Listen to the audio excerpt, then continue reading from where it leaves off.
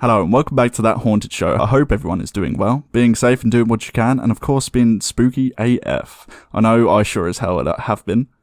I've been pretty busy this week. I was tempted to put out 2 episodes, but as it's only Monday, last week's episode went live yesterday and I've nearly already finished this write-up for this next episode. So I'm actually super hyped because... we actually finally have enough listener/personal experiences for an episode. And yes, at some point I will be arranging to do part 2 of my own personal experience episode, as it seems that you haunted people out there really enjoyed it, which is amazing. I was a bit nervous putting that one out there, kind of putting myself out there and all that. I guess it went down really well because a lot of you guys have been in touch talking about your own experiences since that episode, with the paranormal and with anything just obscure and unexplained, which is just amazing and exactly what I'd hoped for this show. No one should feel alone when talking about these things, and there's a lot of people out there who can help if you feel that you're stuck in a rut and don't know who to talk to. Just reach out. I can either put you in contact with people who can help or see if I can help myself. Sometimes just talking about these things, it's kind of enough therapy to just get it off your chest. Like talking therapies, just having that weight gone and actually having someone to talk to, it helps, the stuff kind of builds up, and I don't want it to sit there and resonate and kind of stagnate in your own mind. So if you need someone to talk to, you know where we are. On the topic of weight on your chest though, wait. That doesn't sound quite right, but yeah, you know what I mean. I was at work the other day speaking to one of the guys who regularly has sleep paralysis, and he had the weirdest experience. Well, it was weird for me. I mean, it's probably pretty normal for him if he's having sleep paralysis all the time. He was sleeping, of course. Wait. Yeah, I mean, it's the sleep paralysis story, so of course he's going to be sleeping. Jesus. Okay, I'm totally professional, don't worry. So, he was asleep, having a usual regular bout of sleep paralysis, when apparently he felt the dog come into his room, which in itself seems pretty normal, right? The door wasn't shut properly, and she's a big dog, and can easily open the door just by kind of leaning her weight on it. He remembered exactly the feeling of seeing the dog come into his room half awake, walking up to his bed, sniffing his fingers that were hanging off the edge of the bed, the usual kind of dog stuff. But then she jumps up on the bed and falls asleep on him. Nothing unusual here. The dog is really affectionate and loves everyone. She looks intimidating just at the size of her, but of course, her being a staffy as well, a lot of people get intimidated, and really, she's the softest thing going. She's more likely to lick you to death than ever bite you. So, he half kind of wakes up in the middle of the night, and for some reason, I can't remember why, just a standard kind of wake up, midnight kind of deal, you know how it is. He remembers the dog coming in and jumping onto the bed, but kind of comes to and notices the dog is not in his room, and the door is shut. Now you could think that it could have been someone else in the house, but he was actually home alone that night, and no one would have come in. But he remembers very clearly the door being nudged open, and this presence making its way across the room to his bed, stiffing his fingers, and jumping on him, vividly remembering the weight of her as she rested down on the bed. So suffice to say, it was a bit of a sleepless night for him, and he looked a bit worse for wear at work the next day. Still, hey, it made an interesting story though, and of course it's going to be making its way onto the show because, hey, why not? Everyone loves a good personal first-hand experience, right? This show is going to be in a bit of a different format today because these are listener stories and stories I've kind of dug up on the internet as well. So I'm not researching or making notes, so I don't want it to feel too robotic because I've listened to a few shows where it's like reading a script the whole episode.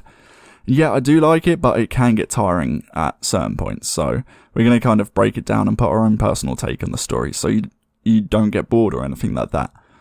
But if you guys do actually enjoy the more scripted style episodes, it's definitely something I could work on. I know I'm just going off my own personal views here. I like a bit of I don't know what you call it, like a bit of freestyle rambling or something like that, and putting my own kind of personal spin on it, but hey, each to their own. Also, I forgot to ask if these people want to be named or anything, so for this episode especially, I'm going to be keeping it anonymous. And, well, if you want to be named, share this episode with your friends and tell them it's your story because, hey, it's an amazing podcast and just let your friends know, right? But here we go, let's get to the first story.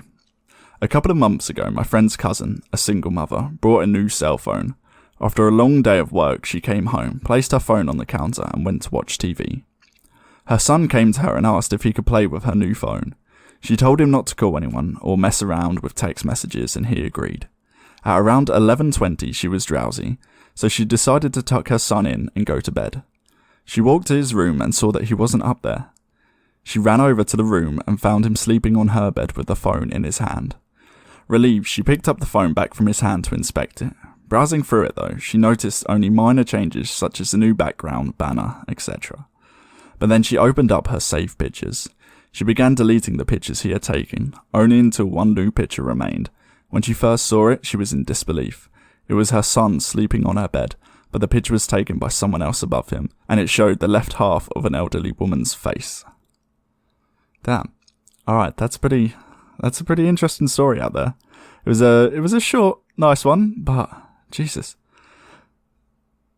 So something like that, how can that be explained, right? So it's kind of like someone else's perspective of the child sleeping with. So I don't know. Did this grandma kind of take a selfie, hold it out in front of her, get half her face in, and this child sleeping? It's a bit of a weird one, but yeah, I mean, it was an interesting story to say the least. So let's scroll through and find some more, shall we? So here we go. We have another one. My house was built in 1904. It's a single family home, wood frame sitting on a concrete block foundation. I've been living here for about 12 years. Of all the weird things that my siblings and me have seen or heard in this house, this one event is my favourite. This actually happened to my brother. About 10 years ago, my brother and his best friend had started a garage band, playing mostly Spanish rock, alternative music, but in Spanish. His friends could only get together on Sunday afternoons, so they would practice into the early evening, and they would usually call it quits by about 8 PM. This was the time I usually showed up and went to bed, because I worked the graveyard shift. This happened in late fall, so the days were getting shorter, and they had just finished a long session when the decision to head to someone else's home came about. My brother handed his keys to his buddies so they could load up the equipment. Everyone had filed out of the basement, but the tricky part was that they needed to walk all the way to the back of the basement, up the back stairs, through the kitchen doorway, down into the living room, and onto the front porch.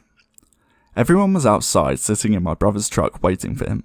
My brother was walking back up the stairs when he remembered he had left his pancakes in the to-go container, sitting on the speaker in the basement. He made the decision to go back. Now the basement is clean with full of sightlines. There had been partitions made and the boiler and main heating units were right smack in the middle. So after my brother decides to walk back, he's about to retrieve his food container, when out of the corner of his eye he sees it. It's a shadowy figure, right at his peripheral vision. The feeling of dread and uneasiness washed over my brother. We'd been taught that if you were in the presence of spirit or a ghost, you felt a bad vibe to say a quick prayer or cuss at it. Yeah, that's probably not the best idea. Don't antagonize the spirits, okay? Jesus, you start feeling uneasy or scared or anything like that. Yeah, tell it to fuck off. Yeah, not the best idea.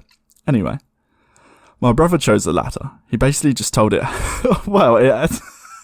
he took my advice. He basically told it, hey, fuck you. I don't have time for this shit. My brother starts to walk to the back of the basement and briskly up the stairs, closing doors and turning off the lights as he was walking out. I mean, brave guy. The last light switch is on the opposite side of the front door. Luckily, the door was open and the light from the street lamp was flooding in the living room with its amber light. My brother said he felt something at his back, but no point did he turn round. As he flicked the last switch to the living room, it all went dark, as did the rest of the house. As he stepped out, he pulled on the door, closing it behind him. Still holding his food container in one hand, he jogged down the few porch steps. He walked towards the front gate. Now our house resides far from the main street, essentially having a large front yard but no rear garage. As he closed the gap between himself and his friend-laden truck, he kind of smiled and thought things over in his head, mad at himself for spooking out when there was no reason.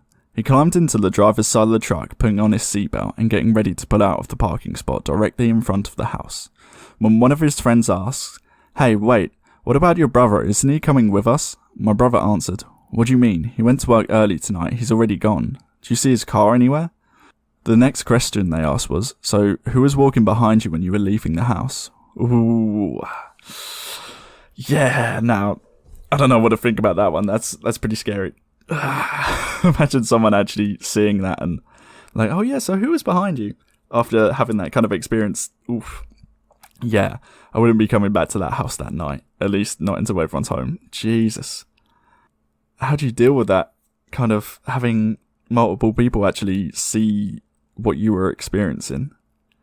Jeez, it's just that whole kind of corner of your eye phenomena. That there's definitely something to it. You always kind of witness the obscure and something you can't quite understand, and it's always in the corner of your eye.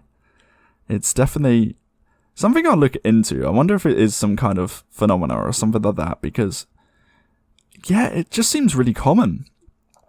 And it's just why? Why does this happen? Who knows? Yeah, I reckon we'll definitely look into it. I reckon there's some kind of... We go over a lot of people's personal experiences with this whole kind of corner of your eye kind of thing. Or I'll look up what I can actually find, because something not quite right, like, is it something you can't perceive by looking at normally, so it's always the corner of your eye? Or is it just your imagination, your mind playing tricks on you? It very well could be. Let's find the next story. So, this is a story I often do not tell. I promise sincerely that this has scarred me for life, and although I've looked into psychological explanations for what I heard and natural explanations for what occurred, they remain unsatisfactory. Oh, I like how this is written. Very nice. When I was a child, I was scared of the dark. I swore to my mother I heard voices in it. They were not evil, but they were not familiar, so they scared me. It was not uncommon in the middle of the night for me to wake up and hear whispers, as I would call them, when asking my mum. She figured it was just bumps in the night and typical kids' nightmare material. I tried often to explain to her that it was more than that. They sounded like different people from just the way other people's voices do. On some nights, I would get so scared from these whispers that I would sleep in my mum's bed with her. It was a nice added bonus that the bathroom was directly outside of her bedroom door for my late night tingles. Okay. I'm glad they involved that. Nice touch. I should add at this point, when walking out into the hall and go into the bathroom, if you look directly down the stairs that would lead you into my main living room on the first floor, as my mum's bedroom was on the second floor. On one such night around Christmas, I awoke feeling the need to relieve myself. Nice. I walked out from the door and distinctly heard the phrase, "Look," and... Sorry, that was my phone.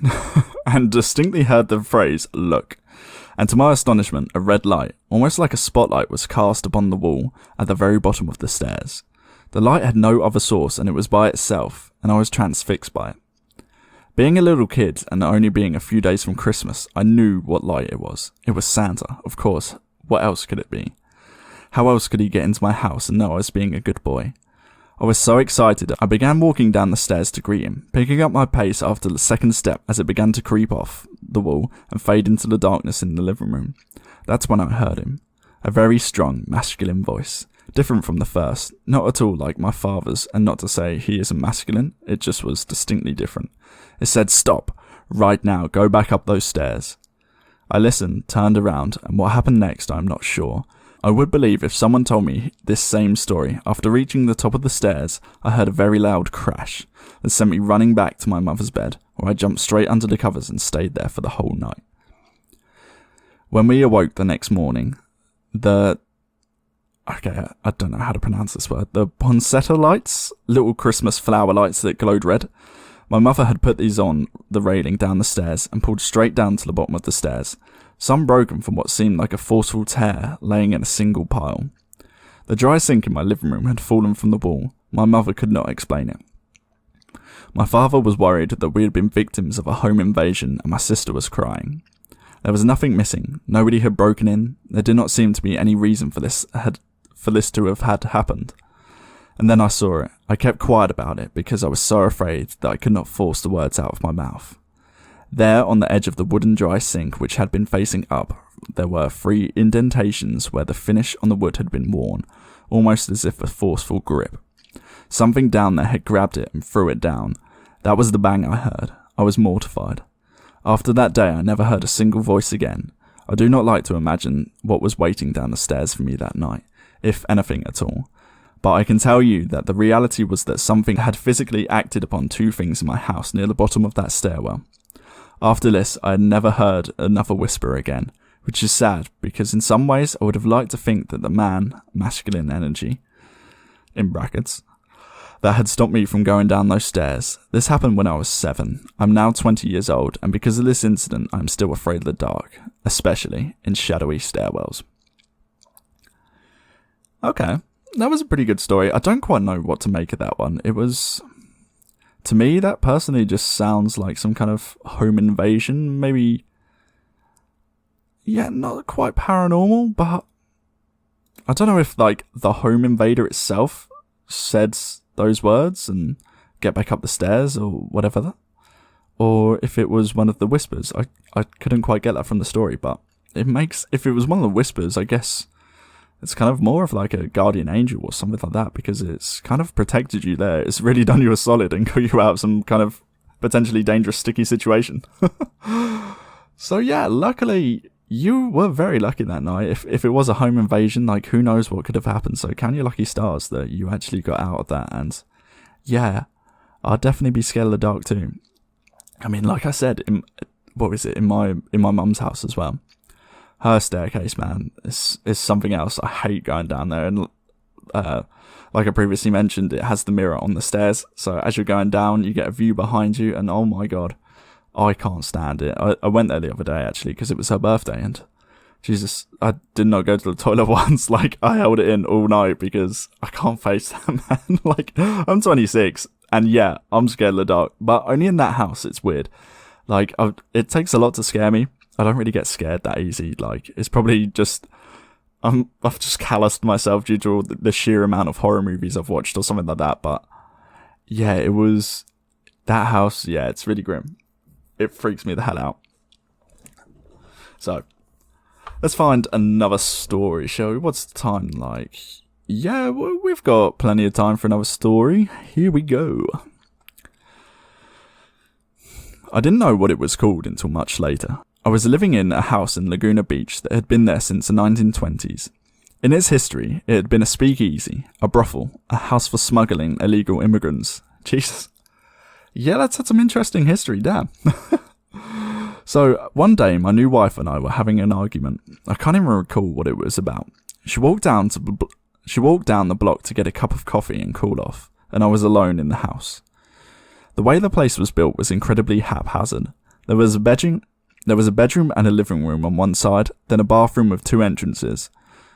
On the other side of the bathroom was a hallway that had no windows in one side and two bedrooms on the other.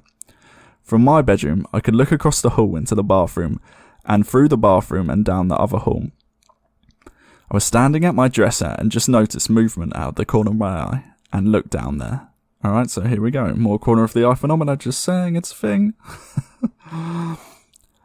There was, and honest to God, this gives me goosebumps just typing it. 17 years later, a black figure. It was maybe about 3 foot tall, and it was only vaguely humanoid. It looked like a typical black scribble, like someone had scribbled a human shape, but the scribbles moved, like electricity arcing. That's the best way I can describe it. There was no sound that I could remember. I distinctly remember when I saw it. I wasn't afraid. I was just like, what the fuck? Which, yeah, that's a pretty apt response.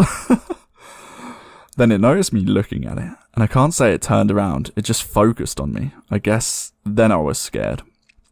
I didn't move. I didn't scream. Nothing. I was just frozen because it just fucking came at me. It rushed down the hall towards me. I have no idea what it intended. As soon as it entered the bathroom, the door closest to me just slammed shut on it.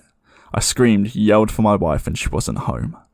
I went the fuck outside into the daylight and didn't go back in until she got home about 10 minutes later. Now, I don't believe in ghosts. I don't believe I saw something supernatural, but I know I saw something. I just don't know what it was. Well, damn. Yeah, you definitely saw something supernatural. And that's like, the first thing that comes to mind is like that episode of SpongeBob, where he makes the doodle and it just turns evil. It just makes me think of that. But yeah, I mean, if I saw that, I'd be pretty scared. Like, Jesus Christ, that thing was crazy. I actually remember watching that episode like fairly recently. Actually, it was probably one of my favorites. But yeah, you definitely have seen something. Whether it's paranormal, who knows? I mean, I'm probably going to say yes, just because what kind of rational explanation? So let's just think of it rational for now. There was this kind of doodle, all black, kind of looking like electricity arcs, and it just charged at you. Like, yeah, that's something that's after you. That is something that's not good. Now, Jesus Christ, I would definitely get the hell out of there. pack up your stuff, get your wife, move the fuck out. It's probably for the best. Or, you never know. Oh, they were having an argument. Could this be witch phenomena? Or was she that mad at you? Did she put a curse on you? Did she put a hex on you? What did you do? Did you cheat? Who knows, man? You could be in the bad books for life now. So, this next story I found online. I remember hearing about it a few years ago, and I really enjoyed the story. I hope you guys enjoy it too. I can't remember where I actually found this. Maybe it was a creepypasta or something like that. I can't actually remember. But this may be the last one for this episode, because it's a bit of a long one. Yeah, scrolling through it. Yeah, it's a bit of a long one, but you know what? I like this story, so you're going to have to deal with it. Well, I mean, you could turn it off. I'd miss you. It's a bit sad. Don't turn me off. But you know what? It's your choice. So this one is called The Satellite Images. Now, you may have heard about it. It was doing the rounds on Creepypasta. I believe I've heard of it, and I was obsessed with creepypastas, so that's probably where I know it from. So if you or anyone you know is a fan of creepypastas, they may have told you the story. So let's get into it. Here we go. Where are I? Okay, I've lost the page. Sorry, bear with me 1 second. A friend of mine showed me how to use Google Maps. I'm sure you've seen it. It lets you use satellite images to look at locations all over the world. A few years ago, I was in a car accident. Since then, I don't really leave the house that often. It's difficult, and the idea of seeing a car drive by makes me feel slightly lightheaded. I was fascinated by the fact that I could see all over the world, almost like being there. I could virtually walk down the streets, and it almost felt like I was really there. Excuse me. I just remember where I've seen it. It was a YouTube video, and it was an animated version of this story. It was really good, actually. I can't remember who it was by, but if I find it, I'll put it in the show notes because I actually really enjoyed it. So, I became instantly hooked. It gave me a real eye on the world. I could go to almost any major city, and I did. I'd seen streets in China, Japan, Germany, and England. So many places. I'd even gone to tourist attractions like the Great Barrier Reef and Dracula's Castle. My favourite was to go to random places in major cities and see how many people and animals I could find. The faces of the people were always blurred to protect their privacy, but it was still enjoyable to see them out there, enjoying their life, walking like it was no big deal. She must have good taste, I laughed. I zoomed in closer and noticed the grey bag she was carrying and the grey and purple shoulder strap. She was walking in a relaxed manner, one hand trailing on the wall beside her. I bet if I could see her face, I would see that she was smiling. I began to feel a little sad as I let my hands fall onto my arms of my wheelchair and looked at her for a little minute more. I wished that I could be there, walking so carefree with her. That wouldn't happen though, until I died. I was stuck in this chair. I sighed and zoomed out of Tokyo. Enough of this for tonight. I turned off my computer and went to bed. I got up early the next morning and decided to look around Paris. Paris was always so much fun. I liked the look of the city, with all the old, beautiful buildings and so many people to watch. I randomly zoomed to an area and saw a street lined with old brick buildings, a few small shops and an old tan brick church. Ahead was an intersection with dozens of people walking by. A balding businessman walked quickly past, looking back at an old woman, hair covered with a scarf, carrying a large purse. A curvy woman in black pants that were too tight stared into a store window, and two women led a group of small children around the corner. I spun the view around a few more times, and then I saw something peculiar. Sitting on a bench of the bus stop were two people. One of them was a young woman with her feet stuck in front of her, just in a relaxed manner. She was wearing a pair of red sneakers like my very own. I was startled for a moment as I noticed the black pants, white t-shirt and black hooded jacket. Her dark brown hair was tied loosely behind her head. A grey bag sat on the bench beside her, the shoulder strap hooked over her shoulder. This is crazy, I thought. It can't possibly be the same woman. This is a different country, a different continent even. How could it possibly be her? This was stupid. It wasn't as if these were live photographs. They were taken ahead of time and then stored. It's not like she was in two places at once. She could be a traveller. Besides, without seeing her face, it was impossible to tell if she was the same person. Brown hair was probably the most common hair colour in the world, and those red sneakers were something I purchased online. I'm sure a million other people did too. I shook my head and went to fix some lunch. When I got back online, I decided to look at Berlin. I picked up a random street as usual. It looked pretty empty. There were a lot of brick buildings lining the streets, looking more like factories than anything else. There were also empty lots full of long grass and piled gravel. There wasn't much to see really. There was a line of motorbikes and a car with 2 German flags sticking up from it. After more searching, I found one kid. He kind of looked like he was dressed for school, a jacket thrown over his bag. He was intently looking at some kind of mobile device. I was disappointed. I started to leave, but then I caught something out the corner of my eye. Again! Again with the corner of your eye. It's like... I just picked these stories at random, but maybe fate's drawing me to a corner of your eye episode. Who knows? So, I turned the view, and there they were, those damned red sneakers. She was standing on a street corner. She was standing on a street corner, next to some kind of signpost. She had a hand on the post too, looking down the street, as if waiting to cross the street. I stared in shock. How could she be there too? Even if she was travelling, there's no way I'd find her every time. Even finding her in Paris would be one hell of a coincidence, wouldn't it? This was crazy. Was this some kind of joke? Had Google decided to play a prank on me, on one of its users that use their products so much? Well, it would have been a great joke. I did a quick search looking for a note about a woman that shows up like Waldo. I always found that weird, like... I don't know if it's just England, but the rest of the world calls it Where's Waldo. Like, it was always called Where's Wally here. I don't know why. Was it Where's Wally where you are? Let me know. Because I swear, everyone talks about Waldo. And I'm just like, who the hell's Waldo? Like, Wally's the OG. Don't even start. Getting back to the story. There was nothing. I looked through articles and strange things you can see on Google Maps, but none of them mentioned a woman that travels the world with you. This was crazy. Had my own self-imposed isolation driven me mad? Had I become so lonely that I created a hallucination for myself? Leaving the Berlin image on my screen, I sent a text message to a friend, asking him to look at the locations. I asked if he had saw the same woman, then I waited, hands sweating, heart thumping in my chest. I jumped when my phone beeped with a return text message 10 minutes later. The text read, I see the lady you're talking about in Berlin, but I don't see her in Paris or Tokyo. Is this some kind of game, or what? Are you okay? I didn't respond, instead returning to the locations in Tokyo and Paris. There she was. She was there, but it was different.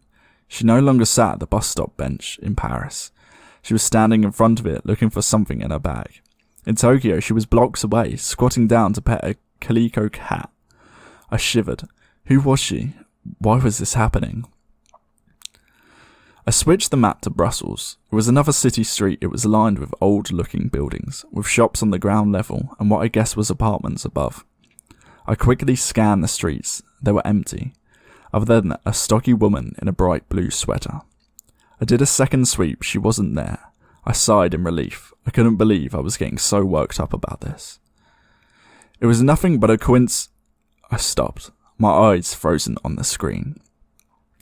There was a building at the point of a fork in the road. A white and black ironwork framed balcony jutting out from the second floor. I hadn't seen her as I had been looking at the sidewalks. There she stood, standing on the balcony, her head tilted in the direction of the camera, almost like she was coyly looking at me. My breath got caught in my throat. I switched to Sydney. She was leaning against the wall inside the doorway of bright blue Carrick's pharmacy building. London showed her getting ready to step on a red double-decker bus. Her head turned to look over her shoulders. She was everywhere I looked. She stood on the brick sidework in a bridge in Venice. She walked across a yellow-barred crosswalk in Zurich. And in Hong Kong she stood between the Wing Lung Bank and McDonald's, adjusting the strap on her bag in each picture.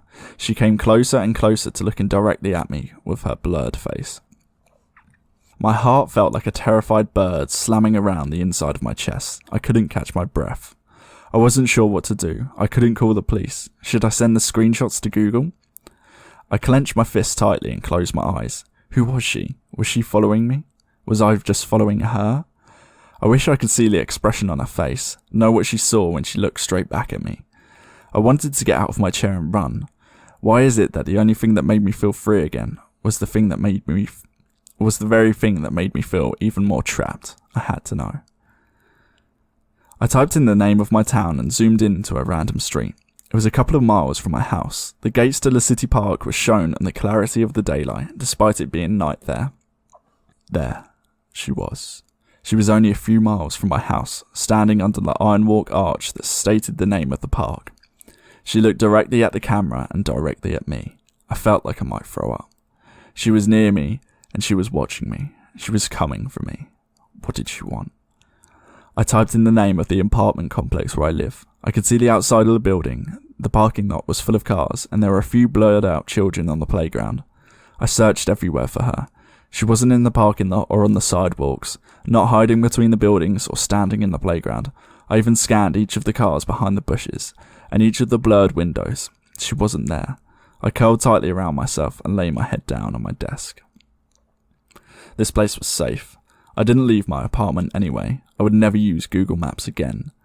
I would never see her face again. She could stay at that park for all I cared. I smiled to myself, and surprised to find a tear slipping down my face. I'm safe, I said to myself in a whisper. It felt good to hear it out loud. I'm safe. As I said it, there was a knock at the door, and a chill ran down my spine. I had a camera hooked to my computer that showed who was at the front door, which made it easier for me, of course, with mobility issues. I slowly reached down for the control to show myself who was outside. My hand trembled furiously. As I touched the control, I realised my mistake. The last of Google's images that I had seen had shown that had only shown the outside of the building, just the outside. I looked at the screen and saw a woman in a white t-shirt, black pants, black hooded jacket, carrying a grey bag with a purple and grey striped shoulder strap. Of course, there were those damn red sneakers. She looked directly at the camera, her face still a complete blur. As I tried to stifle a scream, she raised a hand and knocked loudly on my front door. Damn. I feel like I kind of want an ending to that story. Like, I want to know what happened.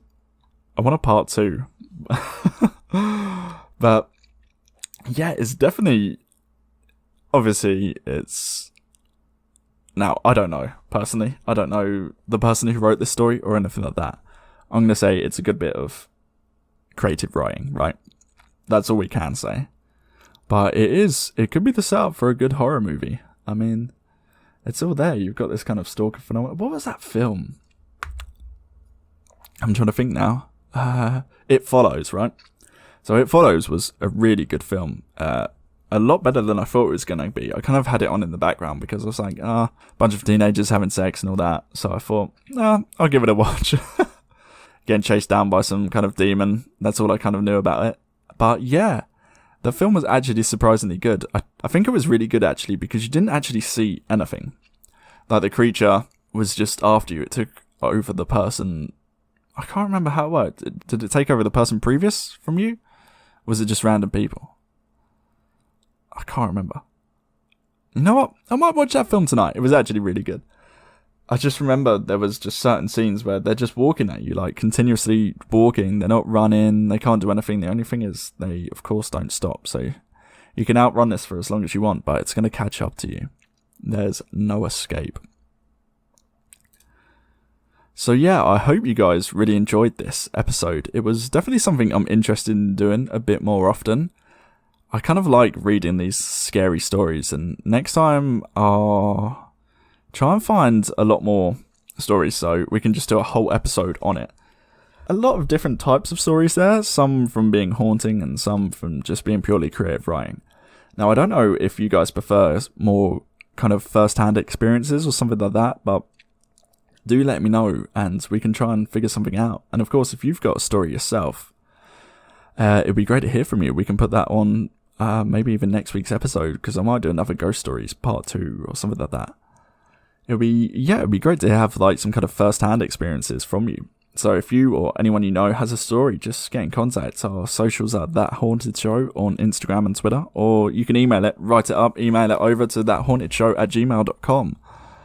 I would like to do more of these ghost stories, because where we're doing like a deep dive on one set topic or one set place or one type of haunting or something like that, we can kind of just glaze over a lot of different topics in one whole episode. So it's kind of good because it fits all and everything. So we could even put some UFO stories or something like that in there, or abduction stories, or strange lights in the sky, or of course even Bigfoot sightings and more kind of cryptid stories. So it would be really interesting to do that, because then we can kind of cover it all in one episode and we don't have to worry about like just kind of sticking to one whole topic. It kind of broadens our horizons a little bit, as it were. But yeah, I hope you guys really enjoyed this episode. If not, well, thanks. But I did put a poll up on the Instagram. Let me just see how it went. Where are we? So here we go. Right, I did a poll saying, do we want ghost? Would you guys be interested in ghost story type episodes rather than one single topic? So I put a poll on, and it's 95% for hell yeah, and 1 vote for hell no. Who vote for hell no?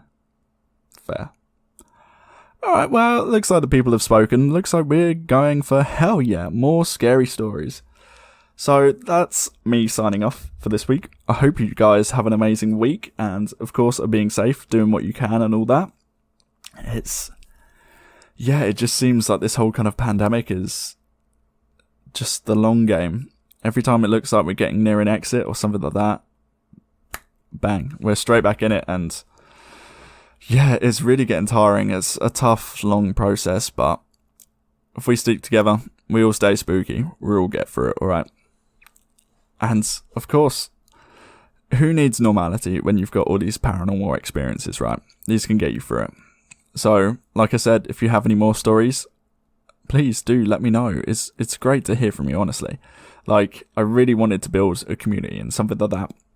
That was my whole kind of plan when I initially made this podcast, to build a community for people to talk about what they're kind of experiencing and stuff like that. Because I really don't want people to feel that they're kind of stuck in a rut and not having anyone to speak about these experiences with. Because speaking to some people, and some of you listeners out there, like, you've kind of said how you hadn't had anyone to speak to, and it just kind of, it really hit home. Because in my life personally, I've always had a lot of, like, I haven't had loads of friends or anything like that I could speak about the paranormal with, but especially with family and my girlfriend and stuff like that, she's had her own experiences. I've always kind of, I don't know if it's just because I'm really passionate about the paranormal and of course being a massive horror fan and stuff like that, that I've always kind of had that doorway to speak about it. And of course, it just really hit home that people feel that they can't speak about these things or they're going to be judged, and that's not what we're about. Like, everyone has experiences. Like, normal people scare me, right? Just to quote American Horror Story. But yeah, as always, stay spooky, stay safe, and good night. Also, if you guys are actually enjoying the show, I'm actually on Apple Podcasts now, and I've kind of been trying to promote the podcast, promote the show. Although we're doing really well, I do want to kind of promote it and reach more people, because, you know, it in a weird way, it really brings me joy to kind of help people out. Not so much people hearing it or whatever like that. Like, I'm not bothered about the views, but to actually have that kind of distance where we can draw out and reach people from around the world. It's really great to try and talk to you, and even in some cases I actually help you through things, which is just amazing. And the best way to do this is if you could leave a review wherever you listen to your podcasts. I mean, just be honest. It doesn't have to be a 5-star review. I'm not going to preach for a 5-star review. If you want to put 1 star, at least put some constructive criticism or whatever you think. Give me a valid reason. And yeah, that would be amazing. It just kind of puts us up there higher on a search engine or something like that. So we can reach more people and obviously try and help more people, because that's what I want at the end of the day. Like I said many times before, to build a community of people, like-minded people who in some cases are actually struggling with these kind of difficulties and need help and someone to talk to. So if you could do this, it would be amazing. So thanks again. And as always, I'm going to sign off again. This was just a little extra. Stay spooky. Good night.